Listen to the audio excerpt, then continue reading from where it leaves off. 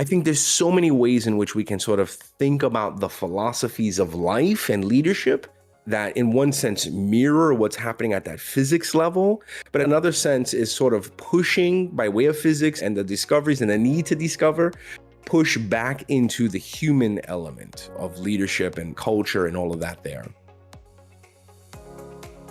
Welcome to the Explorations Podcast, conversations through the lens of philosophy, arts, finance, leadership, theology, and more.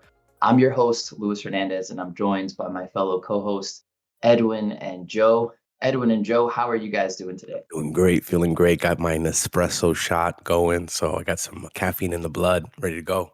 Love it. Ready to go. Today's episode, we're taking a look at the recently released film by Christopher Nolan, Oppenheimer. I wanted to start this conversation first looking at the cultural phenomena of the film because it's been kind of a big deal. It's grossed over $700 million in the box office and it's been out for like a month. I'm very excited to talk about it because there's just so much to talk about. And so to start off our conversation, I wanted to ask you guys what the experience of watching the film is like. Now, for context, for the listener who could be listening at some point in the future, there's a cultural phenomenon known as Barbenheimer, which is the release of both films, Barbie and Oppenheimer. It happens the same weekend. And the New York Times called it the last fun weekend of the summer as far as cinema, because there's currently a writer's strike going on. Cinema itself is in a bit of an existential crisis. And so Hollywood released these two monster films, and the experience of that, the stories behind it, we're going to dive deep into today. So let's start with you, Joe. How did you see Oppenheimer? What were your initial impressions? And what do you hope to jump into in this conversation today? Yeah, I really enjoyed watching the movie. I loved the layout of having multiple storylines going on at once. That was really fun.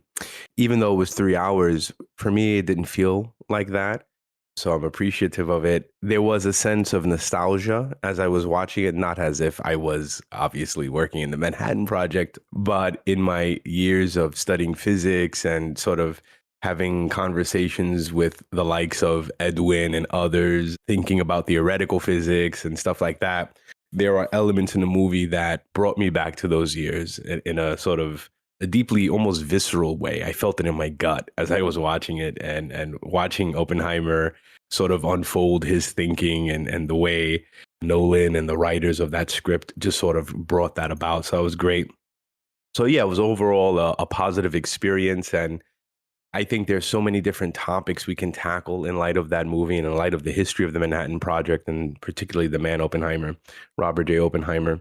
I would love to explore some concepts in the intersects of philosophy and physics. I think we could think about this in relation to moral philosophy, philosophy of science, and other things like that. So yeah, those are just some of my initial impressions. Edwin, before we get into your response, Joe, did you watch the film through a lens of like, there's also this Barbie movie that everyone's talking about? Like, did that affect your experience at all? Curious. Not at all. Okay,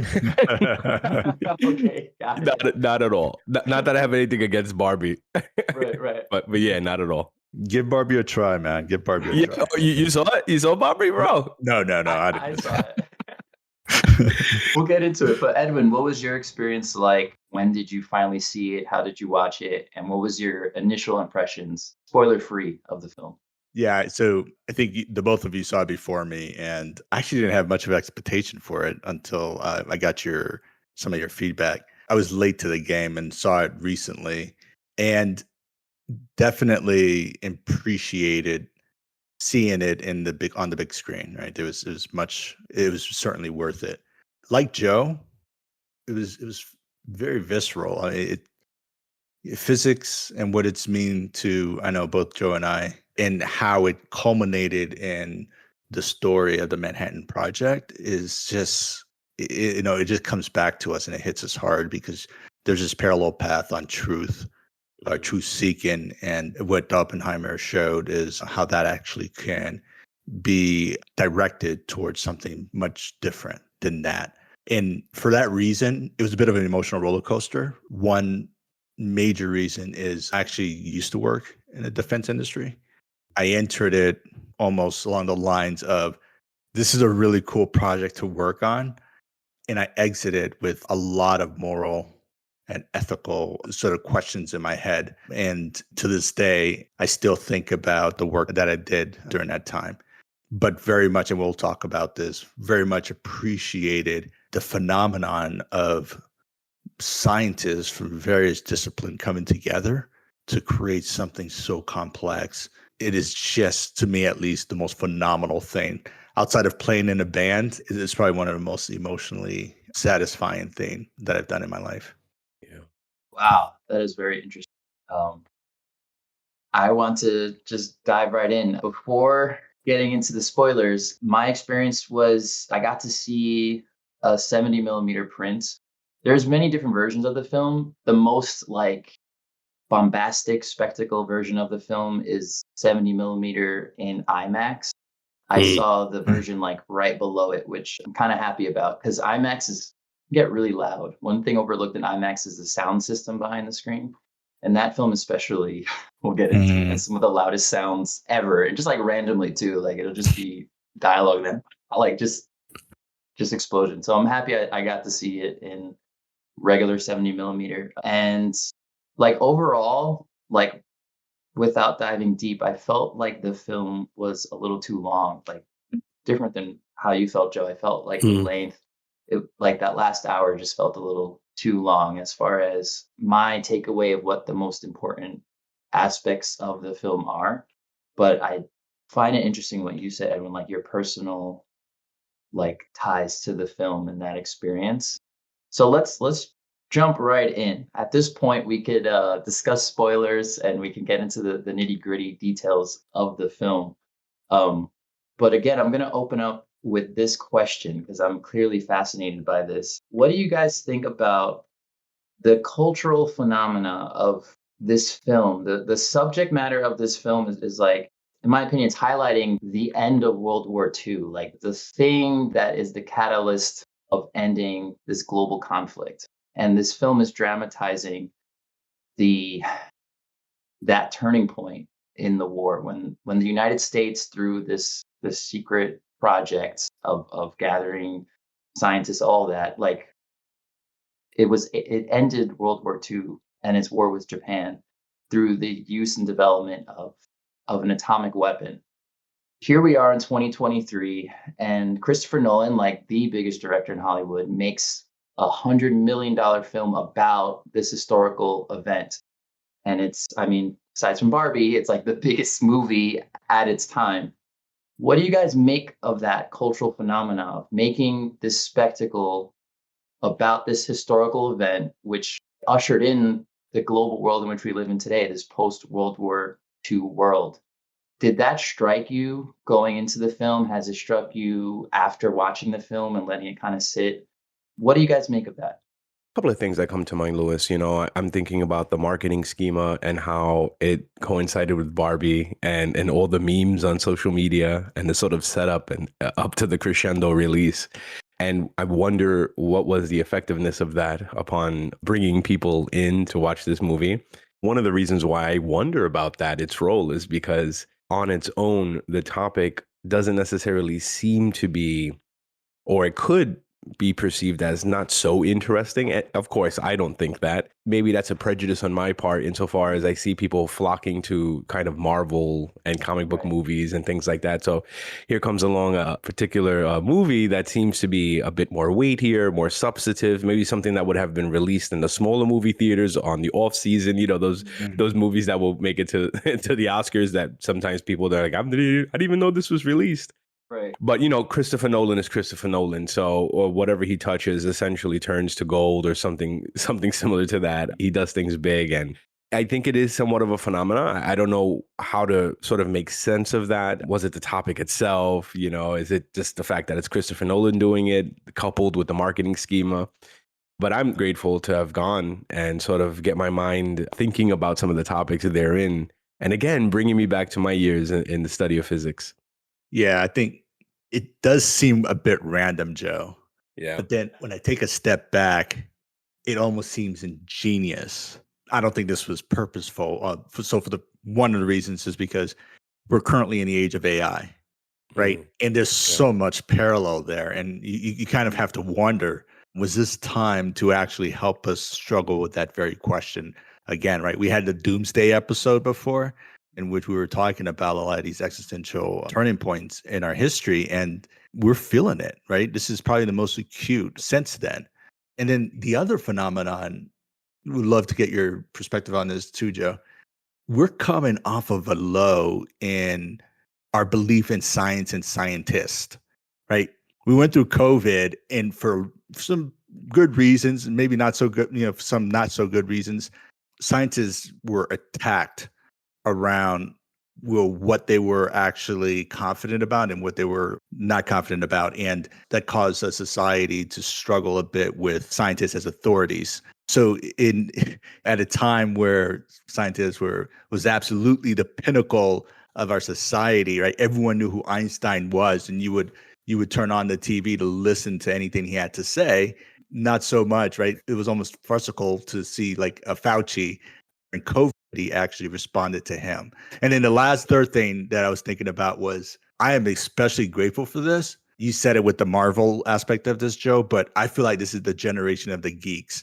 I feel like the geeks have finally arrived, right? And I never thought, right, especially looking at my son and what he values, I never thought, right, that would be the case in our society.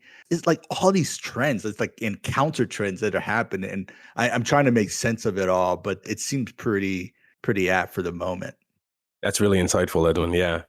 Yeah, right. It's like a confluence of things happening at once that bring this about. And it's interesting your point about the role of the scientist, right? The persona of the scientist as in it's almost in a certain sense as the new priesthood, and how now that's Hmm. being challenged and maybe even disregarded, of Hmm. course, political reasons, maybe some other reasons. Then we have this film that both highlights the power and perhaps even the splendor of scientific minds working together, insofar as there isn't anything that they can't achieve, and yet the particular danger, the acute danger that can come with that, which of course harkens back to some of our previous discussions about the role of technology and science, morally speaking, and whether or not our technology has surpassed our humanity, as Einstein spoke of, Hmm. and things like that. So yeah, I love that part. I mean, yeah. talk about a warning to us all. It's, yeah. Which part specifically are you talking about? The last scene where he talks about, spoiler alert for anyone who's listening, where he talks about he's unleashed a chain reaction and what Right. that is, which reflects what Joe just said in Einstein's warning, right? And it's, man, I can't believe it is more important today than it ever has been, that last point. That's right. That's right. In the film, there's like multiple storylines, if you will, and the film jumps around different points on the timeline in the narrative. One of the storylines that I would like to pull out from the film is basically Robert Downey Jr.'s character. This guy sounds like that's Iron Man, but it's Robert Yeah. Downey Jr. just being slighted, and that whole like Mm. because he was slighted basically was a whole hour of the film, which to me it was the least compelling, but it did produce like that strong final image where that moment Oppenheimer talking to Einstein, Yes. Yes. like what did they say being answered as like the final moment in the film. Evan, you just shared the impact that moment had on you, but I was hoping we could jump a little bit more of like, why did the film spend so much time like on that, like on Robert Downey Jr.'s character, like Yeah. just because of that personal, like just that human misread, just creating a whole conflict. But also the film itself, like why did it choose to die on that hill, so to speak, to spend so much Mm. time going back to this innocent seeming conversation throughout the whole film? What did you guys think about the significance of that scene and of that storyline in the context of the film? I thought it was genius. I sat through that and I was like, and it hit me like a 2 by 4. Wow. And the reason that is you saw the story of the science and the scientist, And everyone really does. Everyone knows that story to some extent, right? I mean, that's what the Manhattan Project actually represents. Right. But in parallel, what that part showed was the impact of the political dynamics that was involved, the story of power. And this is the most subtle part of everything that happened in the Manhattan Project, but arguably the most important part. I would even say more so than even the science, because the series of decisions that was made, right? And Lewis, I know we'll go into this because you've brought this up in the past, is what led to all of the after effects of all of this, right? And what Robert Downey Jr. represented was the pinnacle of a politician in that era. And this exists today in a way that we are not aware of. Like this is Joe can probably speaks more to this in terms of like the effect of, and you started this, Joe, with like marketing, the effect of like marketing and so on our Mhm. psychology and how that's been twisted and used to essentially direct us, which is the danger of all of this, right? It's nice that's, we're bringing up science again, but for what reason? How will it be used again? And so on. And that was probably, in my opinion, the most important lesson in the entire movie. Not only is there a danger of taking science to where you don't understand it will go, but there's a danger of playing with power in a way that you don't understand where it will go. And that's what Robert Downey Jr. represented. He thought he was in control in a way that the scientists thought they were in control, and realized that he was far from it, right? And I think that was a lesson that I think most might miss, but is probably, in my opinion, one of the most important, if not the most important. I love that, Edwin. I love your take on that because I think what that does is it brings to the forefront the human all too human element that plays a decisive role in the unfolding of scientific. Perhaps this is maybe too much of an overreaching word, but the scientific conquest of nature, right? Mhm. Which is one of the embedded themes within this movie, right? So this addendum, right? This add-on towards the end, it could be seen as that, but what I enjoyed of it was that it fleshed out that political element, which cannot be divorced from the Mhm. scientific element, Mm. the psychological element as well, the egos that are being bruised, Mhm. and the play out of strategy and cunning and sort of snake dynamisms, right? The sort of serpent element. So there's a lot there that I saw as an important means to bring out that human element, but to also say, hey, the testing of this and then the employment, I'm using the wrong word, but the use of this weapon didn't stop there. It's not as if, okay, this is the end of World War II, but it actually Mm. ushered in, Mhm. right, the atomic age. And then, of course, subsequently later on, we have the Cold War and to today, right, this perpetual existential threat insofar as now we have weapons of mass destruction. And so I thought that that was important to sort of highlight at the tail end of the movie. And of course, Robert Oppenheimer, his life and sort of the downward spiral of the continued challenges and that he experienced and his sort of moral acuteness, all of that. So Mhm. yeah, I saw it as important. I want to turn the conversation now to the science because my take from the film, I don't know the intimate details of like the narrative of events during this time, but it seems like it started from like a theory in physics or quantum physics or whatever. And because of that like curiosity, man, whomever responsible, man or woman, like as far as pursuing this science, then came to this theory of, hey, we can make a weapon of immense power due to this new scientific knowledge that we have. And then man goes down that path to where we are today. Can we talk a little bit more about that? Because it's like, I don't know, it's giving me like tree Mm. of knowledge vibes, of like we're talking about AI in today's world, but like going back then, just the science and like deciding where to take the science. This movie and this historical event is a story that does that.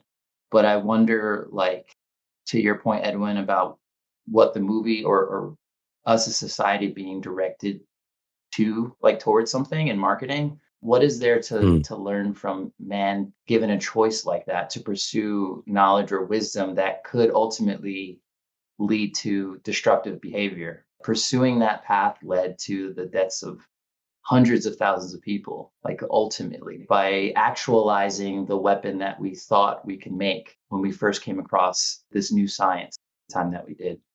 Can you guys speak into that? Like just the relationship and the temptation of science in the face of politics and mm. society? Let's walk down the path of the science itself. What Lewis just asked is super important. And maybe, Joe, this is where you're going. But remember, in the beginning of the film, there was something important there, which is that Oppenheimer, he essentially theoretically was one of the original discoverer of black holes. Like this is big, right? Everyone, like, he did all this stuff, but the guy theoretically in his mind created black holes. And I think it was called that, but no one called it black holes back then. So Joe, obviously, as the person who studied astrophysics, I was super interested in that. How does Oppenheimer goes from black holes during the same time that quantum physics is developing, and he takes it there. Yeah, my knowledge of his development of some of those particular theories is actually quite limited. But if I could sort of offer some conjecture here, even though the black hole, as it was eventually come to know, is a sort of celestial and astrophysical event, when we're dealing with forces like gravity on that level, as you know, Ed, when there's a marriage then between sort of large scale superstructures and the very quantum, right? And so you have this sort of beautiful merging of varying physics, the physics of the small, the physics of the large, right?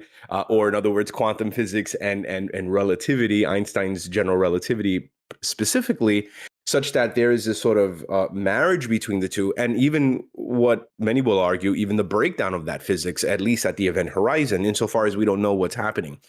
But it's interesting, as you're pointing to, Edwin, how these brilliant minds like Oppenheimer and others, right?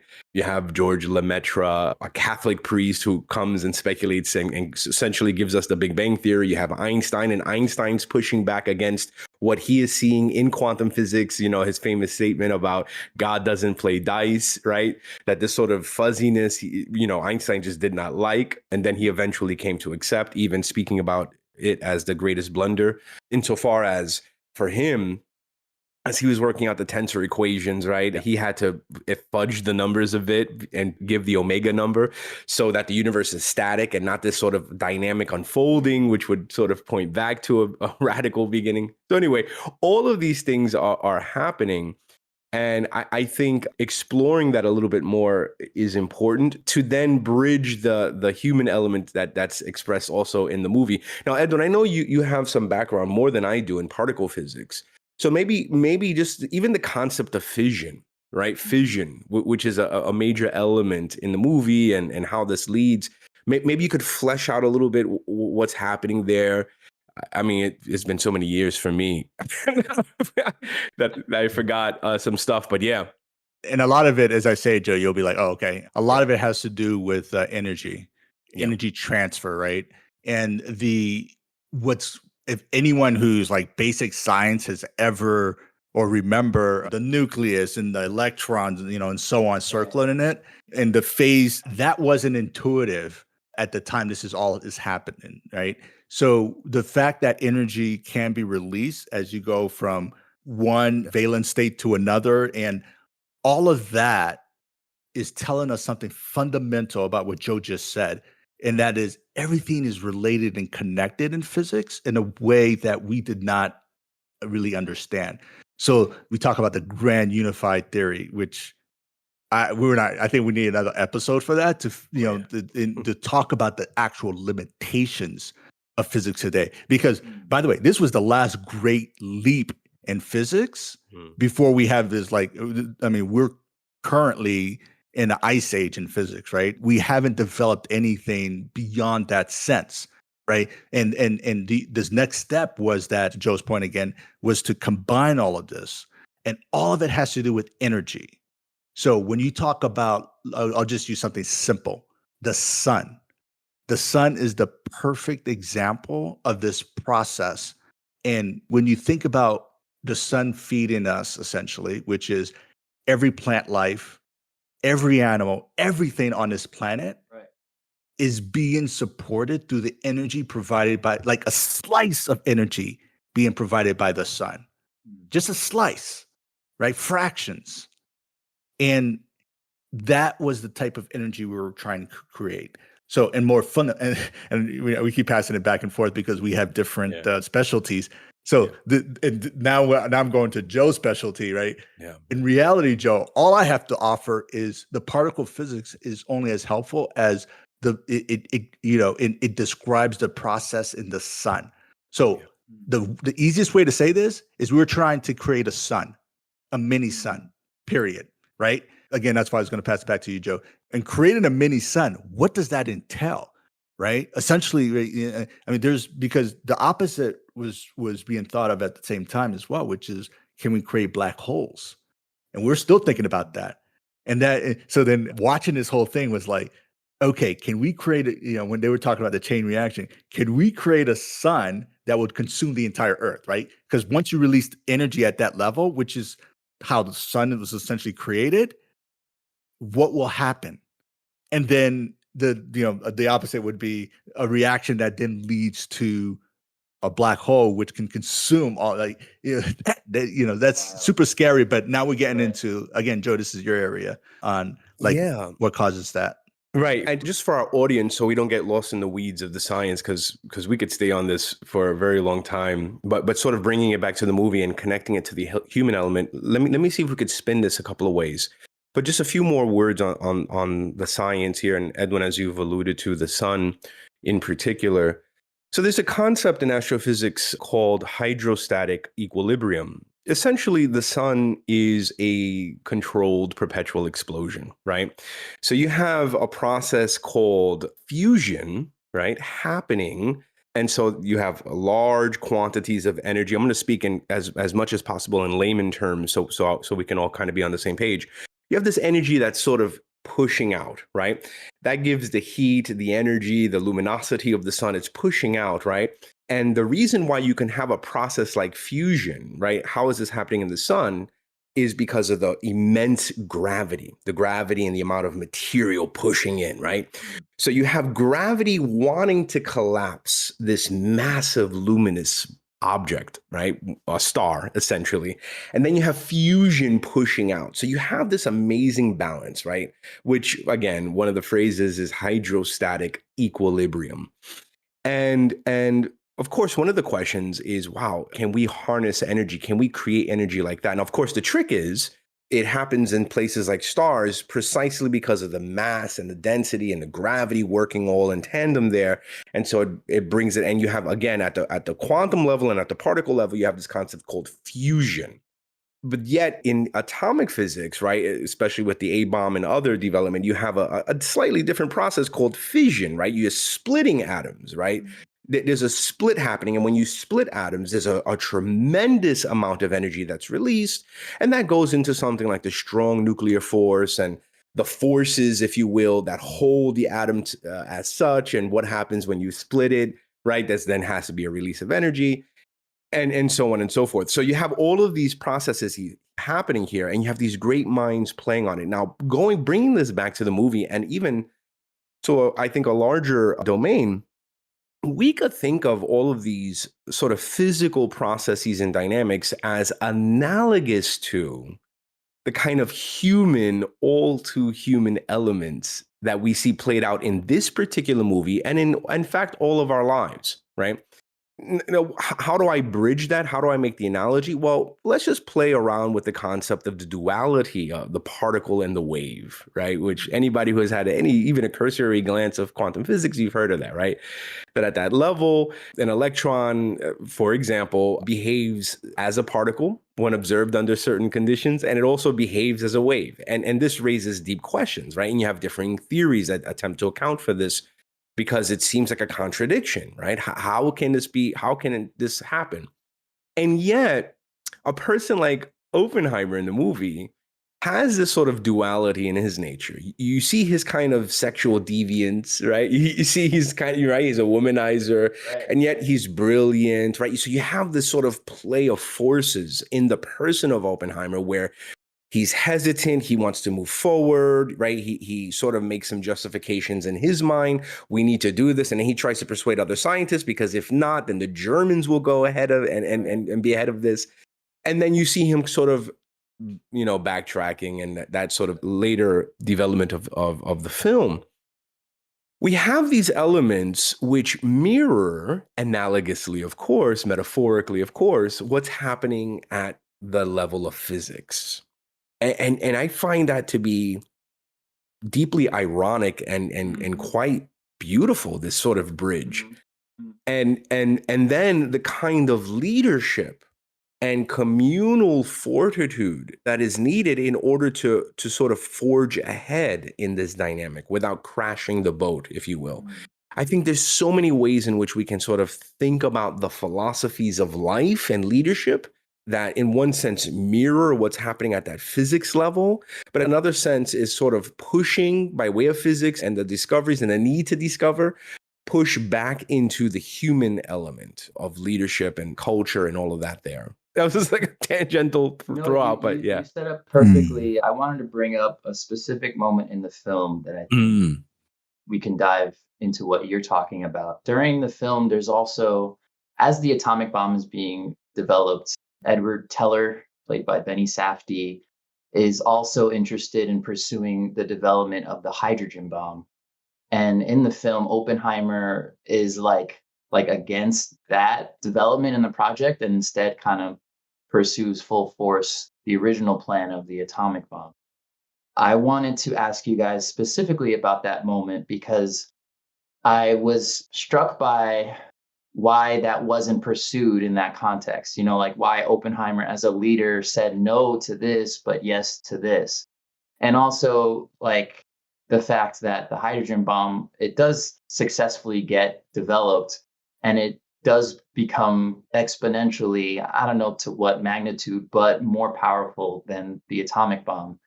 What did you guys make of that moment? And also just speaking to that duality that Joe's talking about, like why pursue science up to that point for Oppenheimer, and then other people pursue it way past that point. What do you guys make of that? The guy was a genius. The reason I say that is because he was not simply a scientist. He was, to Joe's point, he was a leader. So I think a lot of people see past the fact that he was a brilliant project leader. Brilliant. I know this firsthand doing the work myself and seeing various failures of scientists who actually step into this leadership position, because what Teller represented was a scientist almost in his truest form. This is essentially what Teller was doing. Right? He's like, okay, fine. We figured out that we can do this. Forget the experiment. Let's go on, right? We got a new theoretical boundary to move towards, and let's do it. That's what Teller was doing. So, and this actually mirrors our science a lot more closer than what Oppenheimer was doing, which is there's all these social aspect, and the way Joe said in the beginning, Oppenheimer was thinking about those who were dying at Germans' hands. He was thinking about a war. He was thinking about the cost. He was thinking about like objectives on top of objectives on top of objectives. And he had to make all of that work, even in the face of some of the scientific opportunities that existed. And so for that reason, what happened there was more leadership and Oppenheimer's ability to actually hold back the scientists from pursuing their hunger to go beyond furthermore. You got it, Edwin. And, again, just for our audience, the difference in terms of the science, the physics between an atomic bomb and a hydrogen bombs are far more powerful. In fact, some of the differences that we've alluded to earlier in our discussion. Atomic bombs work on the level of fission. So you're trying to create a chain reaction such that then there's a splitting of the atoms, as it were, where for hydrogen bomb, you have the process of fusion. And there's an attempt to use sort of mechanically the energy such that then you can fuse certain particles together, which releases even more energy. So again, fission versus fusion. And remember, fusion is what's powering the sun, right? And it's far more powerful. But again, just like as Edwin spoke about here, right, the importance of leadership and to think about the cost benefit analysis. Okay, what's going to be most practical short term here? What does that look like? Long term goals in light of the science. Yeah, you have to remember that prior to the atomic bomb, what were we doing?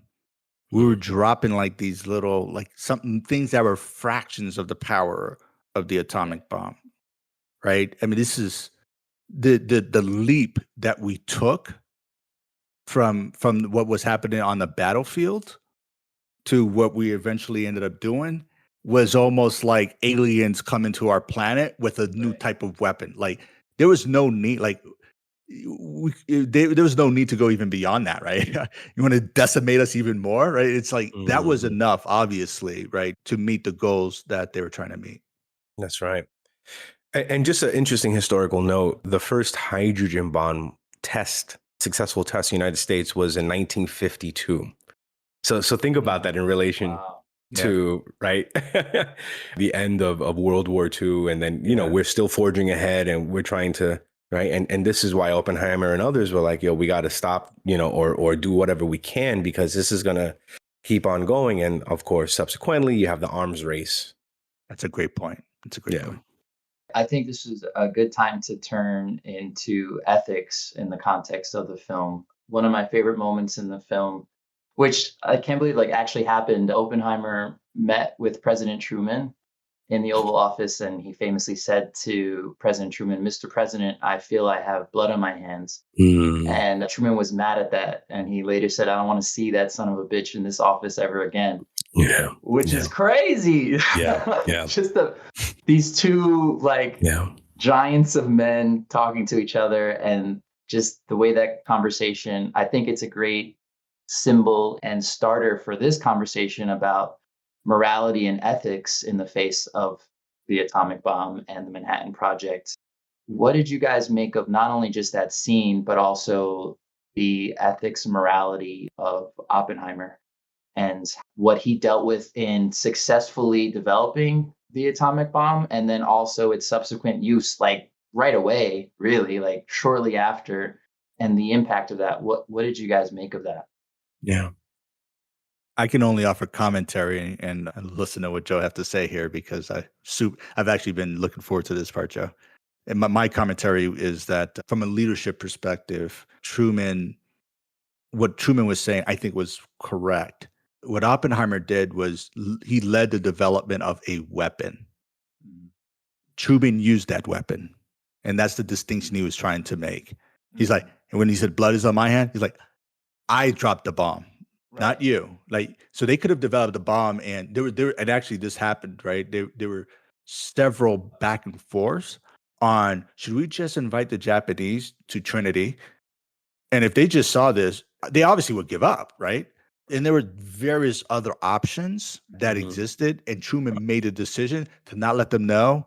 And this is why civilians were killed, right? Because there was protocols for you to actually warn someone when you were about to drop a bomb so they could evacuate. They wanted to bypass all of that, so that because they had only 2 bombs, right? And so he made a decision to drop that bomb in face of many, many, many other options. But yeah, in terms of the ethics and morals, I'd definitely like to hear your thoughts, Joe. The Manhattan Project is an archetypal expression of the human ability to crack the code of nature and harness the forces therein. Think about the discovery of fire that allowed us to cook and do all the other things that we hitherto take for granted. And yet, of course, we know the destructive power of fire as well when it's yielded in a certain way. Of course, when we're talking about nuclear weapons, that's scaled up in the order of magnitudes. And so this nevertheless still raises the same kind of question, whether it's the invention of fire or the invention of an atomic bomb, which is, if human beings have the capacity to do this, which we clearly do, and we move forward, what is our moral responsibility? Right? It's one of those questions. That is the question at stake. Now, there are many different moral theories. A moral theory is an attempt to give account for why a certain action is right or wrong, or why a certain person or character is either good or bad, right? That's the definition of a moral theory.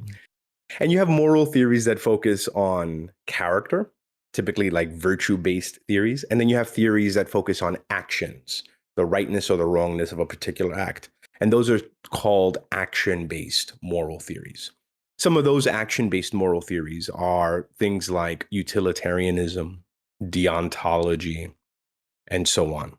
Natural law theory can be seen as that.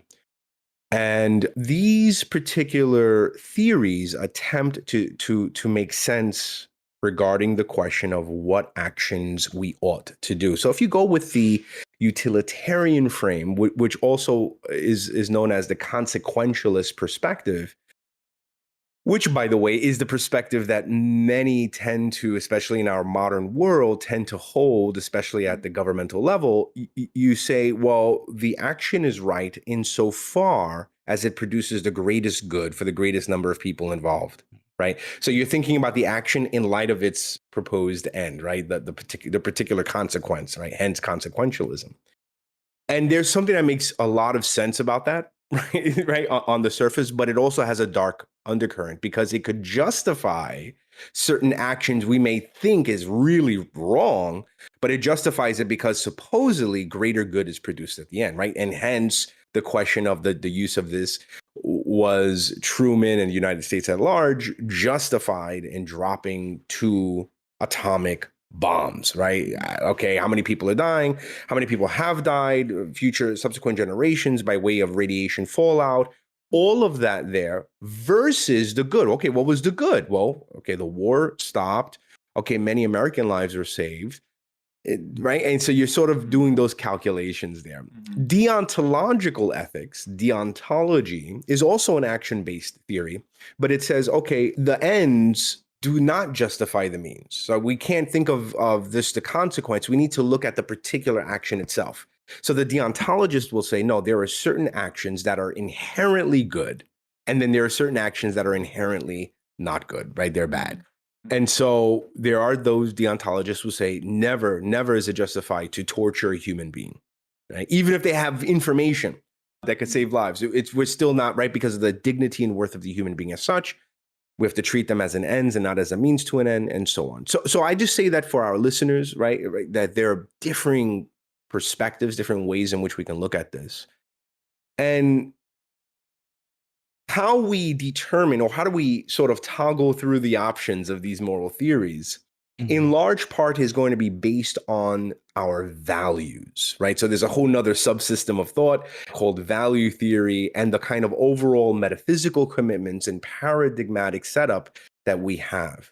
So our metaphysical commitments, whether they are religious or not, is going to deeply shape and inform the particular moral theories we will be drawn to or use and whatnot. So all of that is to say that obviously it's somewhat complicated, but there are some tools at our disposal as we think through these things, not only individually, but collectively and collaboratively.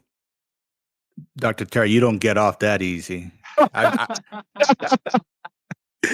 been struggling with this one, man, because yeah. So understanding that essentially what I heard was that there are various ethical, moral models that every character in this play can use to justify the decisions they've made. But what is the right one?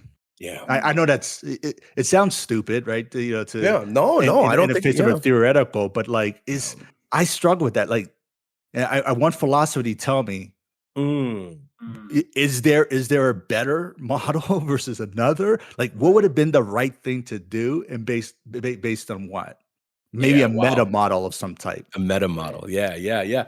Wow. And Edwin, I'm really happy you're pushing forward in this and asking the question. It's not a stupid question. It's not a naive question. It's actually the question. And if a philosopher cannot answer, then the philosopher is playing some other type of game. Right? So I really love your pushback and say, all right, bro, come on, man. What is really, Right. and I believe that, right? There's some kind of intellectual gymnastics that may be happening, but that's not, right? Philosophy seems to have, it seems to need something more. Now, go back to what I just said, right? That a lot of this is going to be radically determined by a person's metaphysical commitments, right? So, for example, if you are a kind of radical ontological naturalist, maybe an atheist in the guise of Friedrich Nietzsche or Jean-Paul Sartre, they're going to answer this in a radically different way, right? Partly because at the meta-ethical level, they will submit essentially the idea that really right and wrong or good and bad are nothing more than moral constructs or social constructs, cultural accretions, right? Because there's nothing at the ontological level that grounds, right? Because there's a radical removal of the transcendent and so on, right? Tolstoy will famously say in Russia, if there is no God, then all things are possible, right? Dostoevsky kind of plays with this in his works, Nietzsche, very much so, right? So you have this sort of radical metaphysical perspective that says, yeah, there is no transcendent reality, and thus right and wrong, good or bad, those questions are merely, at the best, they're merely procedural, right? And if you sort of think about, well, what is really right or wrong, they may push back and say, well, there really is no such thing as really. We may feel like a sort of gut reaction that it's wrong for someone to kill a 2-year-old for no reason or to go around mass murdering people, but there really is no, right? So, right. So that metaphysics. Now, of course, for me personally, right, I am unapologetically, right, a Christian, I'm a Catholic. And so I have a different metaphysical commitment, which for me, I see the use of the atomic bomb here as just not justified. Now, there probably are indeed Catholic moral theologians that may argue to the contrary. But those debates are kind of in-house debates, both of which, or wherever we land, there is a grounding principle, right? There is a metaphysical anchoring point that will allow us to adjudicate this as substantive. But I, as a Catholic and as a Christian, I see this as not really justified. There is a theory called just war theory, which was constructed by St. Augustine, a brilliant mind. And I don't really see this following or falling into those elements there. Of course, there's more to say, but that's my response. I just don't see this as being justified. One interesting point made to me in the film that I would like to submit as part of this conversation was the lack of understanding of like radiation and radioactive decay. Like as the Manhattan Project entered this new space, as it successfully developed atomic weapons and used them, the world shortly after would see the horrors of atomic radiation. But there was still this period of like, wait, we don't really understand what's happening here, and I think that lack of understanding also played out in other nuclear disasters later on down the line.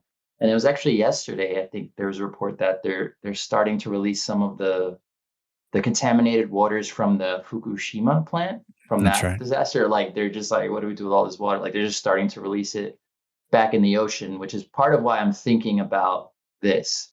To what extent does man's lack of understanding, lack of knowledge in areas play into the moral and ethics of these decisions? Because I wonder to what extent would, let's say, full understanding of radioactive Mm. decay, like prior to the use of atomic weapons, would that affected the decision to utilize atomic energy? Like seeing how much it just kind of like sticks, like like how much like dealing with radiation and Mhm. how harmful it could be. To what extent does the lack of knowledge play into morals and ethics? I'll just quickly say this. Morality presupposes moral agency, right? It presupposes the ability to choose, right? So some level of free will. And free will has to be thought of in relation to awareness, in relation to knowledge. I'm only free insofar as I am aware of varying elements, right? So in other words, we don't take dogs or chimpanzees or elephants and put them on trial because there seems to be a lack of an awareness of the sort of moral universe. That's not saying that there aren't embedded social mechanisms among those species, right? There clearly are, but at our level, there's a disconnect, as it were. But we can take, and the same, by the way, with a 3-year-old, right? A 3-year-old, right, is doing something bad, right? We don't put them on trial and say, oh, we're trying to inculcate within them a moral awareness. We'll say, oh no, Johnny, this is right, this is wrong, and so on. But yet it's somehow there's a deep sense intuitively of what's right and wrong as well, right? And we see that because with children, one of the first things that they'll say is like, oh, that's not fair, right? There's a sense of justice, right? Right. So moral philosophy or ethics, all of this assumes a moral agency. And so your question is such a good one, Lewis, because I would submit that, to the degree in which we are aware is the degree in which we are responsible, right? Now, if we were radically ignorant about radiation and its effects, which I don't think that was the case at the development of the atomic bomb. And I know that the United States of America was running experiments even after, many of the time secretly on citizens. A lot of people don't know this, so we were definitely kind of arriving at a deeper awareness of radiation, but it didn't take a quantum physicist to know that if you drop a bomb and you have radiation fallout, it's going to have deleterious effects. We may not know how long the radiation or what. You know what I mean? And in fact, there were some accidents in the Manhattan Project. There were some who were exposed to radiation poisoning. Right. And there were physicians on those bases that had to help deal with that. So there was an awareness. And so there was sufficient awareness to then say, okay, there is indeed a moral responsibility for that particular variable as well. Right. Yeah. And Lewis, I think it might be helpful to make this real, right? Like, I'm not sure if you would drop a bomb today. Like so I think it's a real-time experiment. So if you were to ask us, like if you were to ask a president right now, all right, this is the scenario, would you drop a bomb? Not even Russia, like we're in 2023 in the midst of the Ukraine war. And there has been a lot of fear around whether or not, we're not even talking about nuclear bombs. We're just talking more compact versions of those. And those haven't even been used yet. Yeah. Right. So I think it's clear that with more knowledge, our decisions would be different. Where I struggle is that there are things that's much more complex than dropping a bomb on a society, right?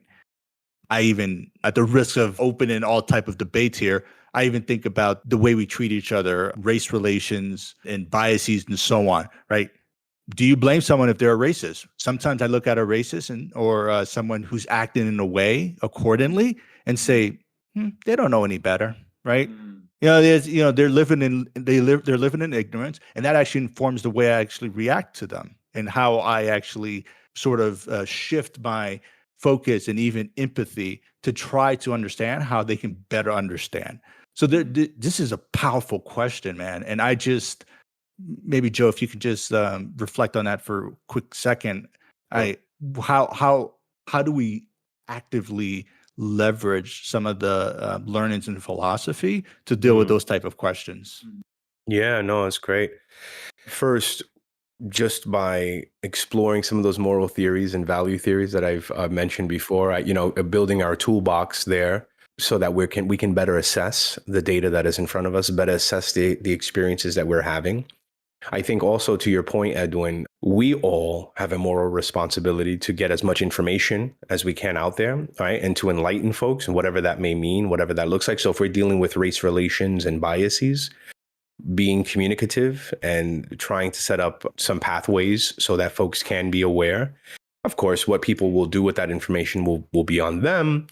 but we want to create spaces where people are made more aware of these forces that may shape and inform their own behavior and their own thinking. So I think all of that comes into play. And again, that right, the role of leadership is so important as we think about that, right? Because who is going to execute this? The academicians are going to stay in their ivory towers. We're going to write our books. We're going to go to academic conferences and speak, but that doesn't necessarily translate in a one-to-one way into everyday life, even though whatever is discussed in the academy will eventually have a deep impact on the world at large years later. So we need leaders to concretize, to take a lot of this and sort of bring it to the people, right? Or bring it up to the people, depending on how you want to see it. And it all has its role, which I always go back to Lewis, because Lewis, who's in the arts, who's in communications, in this regard, I that's a huge responsibility and a beautiful place to be in, where given our infrastructure in 2023 with the internet and everything else, we can get word out, right, in a quicker and more efficient way. Guys, thank you for this conversation about Oppenheimer and the film. I think from this conversation, I have definitely looked at the film more positively because I think Oppenheimer's leadership, I can think about more critically in the context of the film. I don't think I looked at his leadership as closely until speaking with you guys. Yeah, like it's awesome to just be alive at this time where cinema chooses to hire to focus and highlight this very, very important global event and the ethical implications of that. So I appreciate this conversation and I'm glad that we're able to go there together. So thank you. Thanks, Lewis. Thank you.